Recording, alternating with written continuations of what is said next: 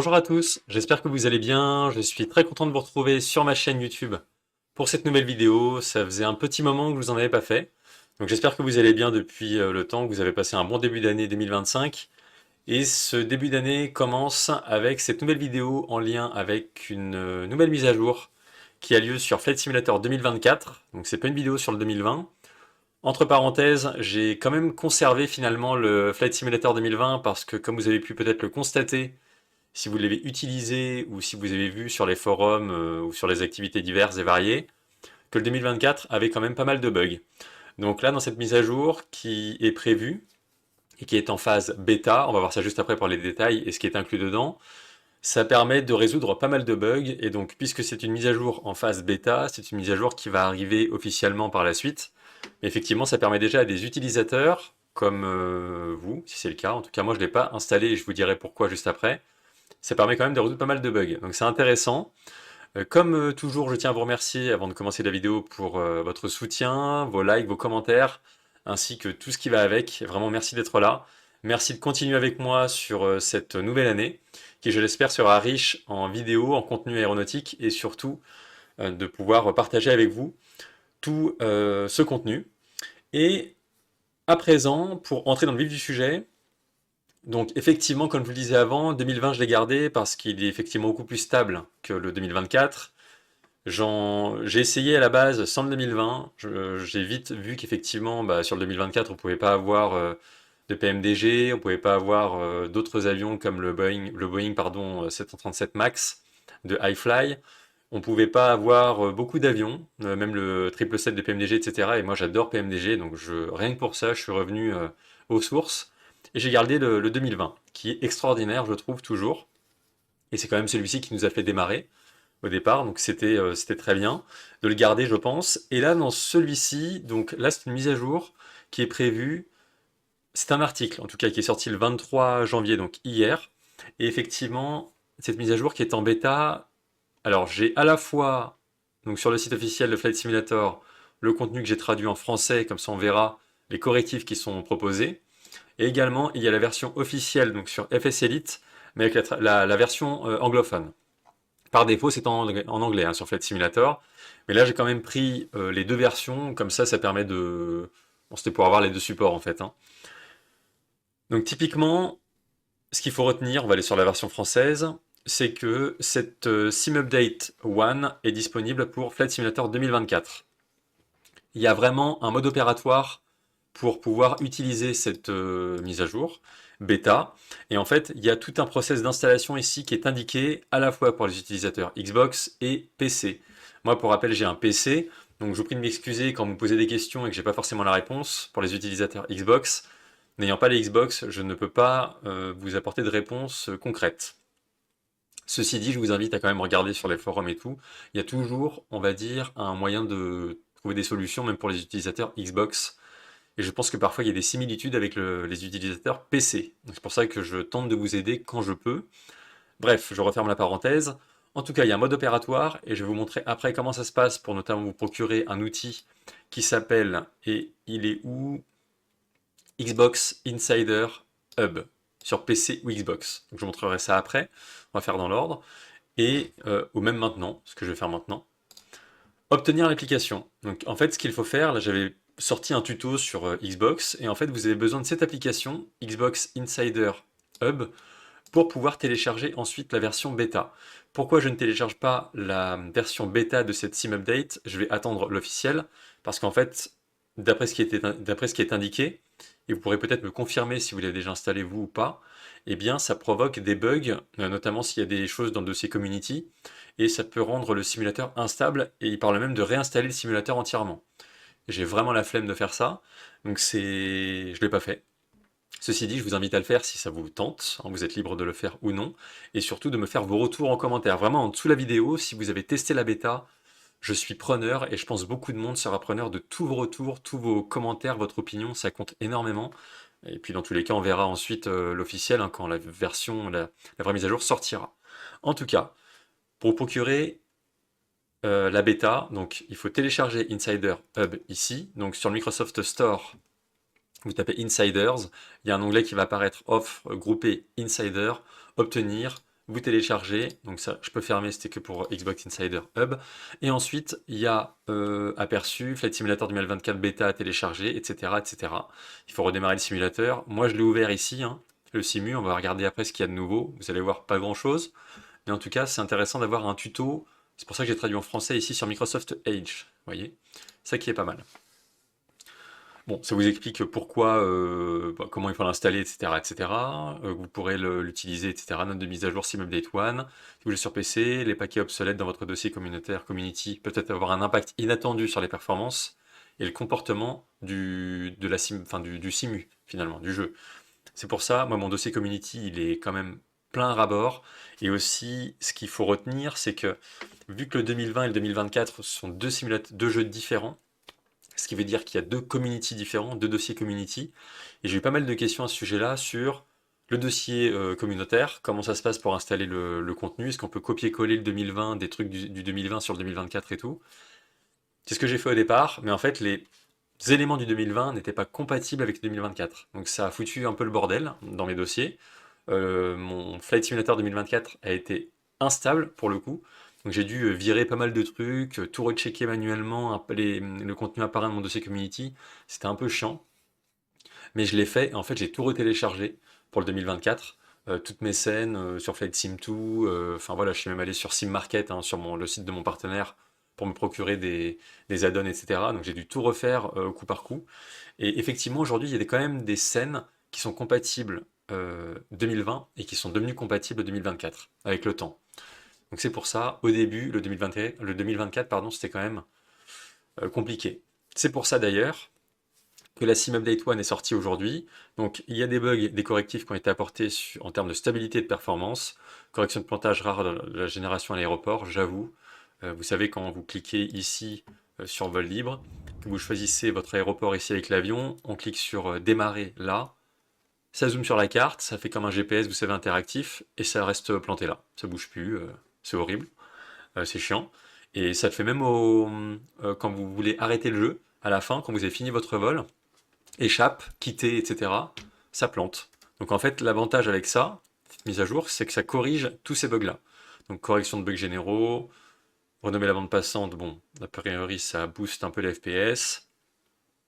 Enfin, vous voyez, la liste est longue, hein. Bon, après, c'est traduit en français par Microsoft Edge, donc à moins que ce soit fait par l'IA, mais je pense que la traduction n'est pas déconnante. Ça corrige aussi des bugs sur Electronic Flight Bag, avec des heures UTC, des heures universelles qui sont parfois incohérentes. Bon, je vous laisse regarder, c'est sur le site internet officiel de Flight Simulator, pardon, 2024. Donc vous avez tout ici. On va pas faire le tour de tout, hein, bibliothèque, périphérique. Et d'ailleurs, je vais en profiter pour regarder. Donc là, il n'y a rien de nouveau. Ici, la boutique. Rien. Alors, peut-être pour la mise à jour, là, pour la Sim Update One, il y aura peut-être un truc sur la boutique qui va être apporté, je sais pas. De manière à ce que la barre de recherche, les vols... Moi, c'est surtout les vols libres, hein. Les pilotes peuvent désormais utiliser la météo en direct, UTC du serveur avec n'importe quelle date. Je savais même pas qu'il y avait des bugs sur ça. C'est impressionnant tout ce qui a dû être fait. Regardez, regardez. Moi, je me dis, pourquoi ils ont sorti le 2024 sans ça? Pourquoi ils nous ont pas fait attendre un petit peu plus longtemps pour avoir déjà tout ça et avoir un simu stable, quoi? Je comprends pas. Bon, comme on dit, mieux vaut tard que jamais. C'est fait, c'est chose faite. Mais moi, je ne le fais pas. Cette mise à jour, j'ai trop peur que mon dossier communitif soit conflictuel avec le jeu. Et j'ai vraiment pas du tout envie que ça mette la pagaille. Donc, je vous invite à le faire. Et ensuite, bibliothèque. Donc là, c'est tout diffusé en streaming, hein. Ça part du principe que on a déjà des mises à jour diffusées en stream. Ça doit bouffer un paquet de gigaoctets, ça en plus, oh, de connexion internet et tout. C'est en plus de tout ce qui est installé avec le community. Et vous allez voir quelque chose que je voulais vous montrer aussi. C'est sur Flight Sim 2. Quand vous allez ici sur Add-on, vous avez Microsoft Flight Simulator 2024. Et vous avez toutes les add-ons disponibles pour uniquement le 2024. Ici. Ça, c'est bon à savoir. Et c'est bien qu'il l'ait fait. D'ailleurs, Microsoft Edge bug complètement avec la dernière version de Windows, là. Ça bug un truc de ouf. Et voilà, donc il n'y a pas... Après, c'est beaucoup d'avions, hein, beaucoup de livrées, pas beaucoup de scènes. Attendez, si on peut peut-être regarder... scènes, voilà. Ça, c'est bien fait avec Light Into quand même. Bon, après, je sais pas ce que ça vaut, hein, mais vous voyez, il y a quand même pas mal de nouveautés. Et ça, je vous invite à regarder. Bon, ça, c'est Denver. Portland, vous voyez qu'il y a pas mal de trucs, hein. Strasbourg, bon, c'est des petits trucs. Je sais pas trop ce que ça vaut, je sais pas. Mais bon, je voulais vous montrer ça, je viens d'y penser, je me suis dit, Flight Sim 2, c'est quand même fiable, et les scènes, en général, sont gratos, et de qualité.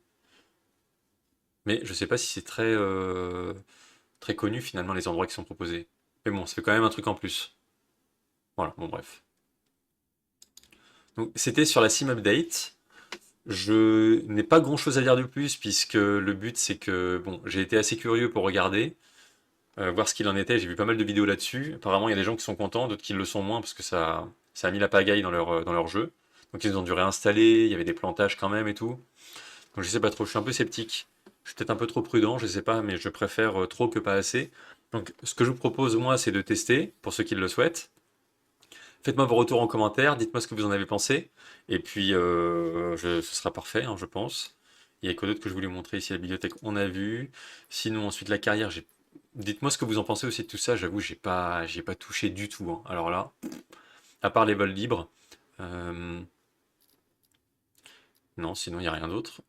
Gestionnaire de contenu, je sais même plus où il est. Je pense qu'il n'y a rien de nouveau dans les options.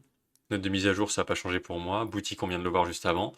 J'ai pas de... Attendez, partie, il y a quoi d'autre? Photographe, carrière. Le carrière, j'ai fait mon bonhomme vite fait la première fois.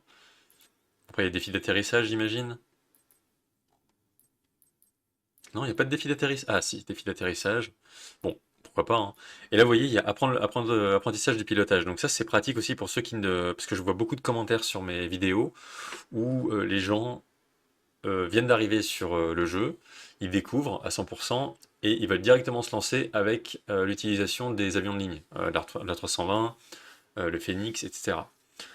Ce que je vous enfin, ce que je vous commande de faire, pardon, c'est quand même de faire ça, parce que ça vous apprend les bases. Vous avez de l'IFR, vous avez du VFR, vous avez le décollage atterrissage, vous avez les rudiments du... Franchement, et ça c'est pas mal du tout parce que ça vous apprend tout. Et même vous avez, selon les catégories d'avions, même les avions de ligne. Donc c'est génial.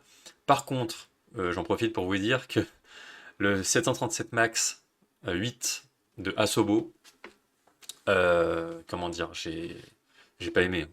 J'ai pas aimé parce que forcément avec ce qu'il y a avec iFly et même si c'est pas le même type d'avion, il y a le PMDG quand même sur le 2020, il est extraordinaire. Et quand je vois celui-ci, c'est pas mal, mais bon, on a mieux. Enfin, c'est mon avis, on a mieux. Donc bon, je me suis pas tenté, j'ai fait un vol avec, il est difficilement manœuvrable, j'ai pas aimé. Donc c'est pour ça que sur Airbus, je reste totalement sur le 2024, parce que le Phoenix est du coup compatible à présent sur le 2024. Je vous invite d'ailleurs à toujours vérifier avec le Phoenix Installer, donc le programme d'installation Phoenix, que votre Phoenix est à jour. Et vous voyez, il est ici, d'ailleurs. Donc configurer. Par contre, ce qui est bizarre, c'est les livrets. Je trouve que c'est un peu mal rangé. Je sais pas pourquoi. Normalement, ça devrait être. Vous voyez, il y a les livrets Phoenix par défaut. Il y a des livrets Phoenix, donc du livret manager qui sont là. Par contre, pour aller chercher d'autres livrets, il faut aller dans ces dossiers-là. Hop, alors non, celui-là, il n'y a rien. Ici, non plus. Donc c'est les prochains. Non plus. Ah non, c'est peut-être pas dans ces livrets-là alors. Je sais pas si c'est répertorié. Vous voyez, il y a Aegean avec American, je sais pas pourquoi. EasyJet, bon bref, on s'en fout. Voilà. Donc j'espère que cette vidéo vous aura plu. C'était plus une vidéo informative que immersive, hein, j'ai envie de dire. Donc n'hésitez pas à me faire vos retours en commentaire et je vous retrouve très bientôt pour d'autres vidéos sur 2020 ou 2024 parce que c'est les deux que je suis à présent. D'ailleurs, je vous invite à quand même garder les deux parce que vous avez à la fois des avions dispo sur le 2020 qui ne sont pas sur le 2024 et inversement. Et graphiquement, j'attire encore votre attention là-dessus. Graphiquement parlant, le 2024 est quand même magnifique comparé au 2020. Il y a un nouveau moteur graphique et tout. Et c'est vraiment joli. Rien que les nuages, l'atmosphère, le ciel, le coucher de soleil, c'est vraiment génial. Donc je vous invite vraiment à aller dessus. Et en plus, ce qui est bien avec le 2024 aussi, c'est que vous avez le fameux Framerate Generator qui est activé dans vos options normalement quand vous avez bien fait la procédure. Je vous en ai parlé dans ma vidéo sur les premiers pas du 2024. Et c'est donc AMD FSR2 voilà, qui est activé et ça vous permet de, bien entendu, sans la synchro verticale, d'avoir donc des FPS boostés. Donc ça c'est top, comme le 2020 d'ailleurs. Voilà, donc je ne vais pas plus loin sur cette vidéo, j'espère que ça vous aura été utile. N'hésitez pas à liker, commenter, partager, ça m'aide vraiment sur le référencement YouTube, et aussi d'avoir vos retours. Donc je vous dis à très bientôt, profitez bien, faites de bons vols, et prenez soin de vous. Ciao!